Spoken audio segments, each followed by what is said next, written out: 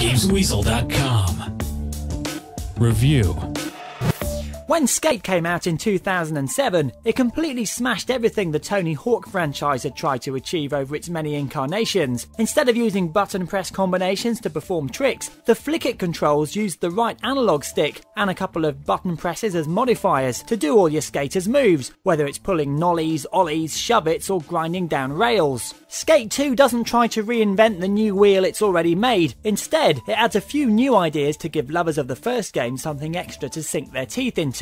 The game begins with a fantastic intro sequence shot with real actors and skaters, which sees your main character being released from prison. This has to be one of the best sequences of its type I've seen, and certainly puts other sequences of this nature, Need for Speed, to shame. Then it's into the game as you learn San Vanalona's now changed a bit since you've been locked up. The powers that be don't like all these skater dudes knocking about using their benches and railings, so they've modified them so you can't slide down them anymore. Still, you do manage to get these lifted a couple of hours into the game, which frees you up to pull off some gnarly moves, dude. Now after a tutorial, you're pretty much left to get on with it. There are challenges where you have to follow skaters, pull off combos and get high scores, and they all involve you being accurate with that right analog stick. Sometimes it is a little bit annoying having to repeat tasks just because you don't quite move the stick correctly, but I do guess that's closer to real skating than just pressing a couple of buttons and always nailing it. And if you don't get things right, you even get points in the Hall of Meat for bailing mid-air and breaking all your bones. Look at that, lovely. New to the list of tricks are hand plants, and you can also now get off your board so you can quickly make your way up steps and the like on foot. Now you also need to get off your board to move ramps and items around, which let you access new areas or pull off what's asked of you. Unfortunately, walking on foot does feel really unnatural and clunky, and big objects are as light as a feather, which means they can accidentally be knocked out of place when you've set them up. A nice touch is being able to set a marker for those objects, and also once you're lined up for a run. Now this means you don't have to trudge back to where you were if you do fail, and it does keep the game flowing along nicely. You can also just select tasks from the map, or skate there yourself. Of course, do that and you'll probably find new things to do along the way.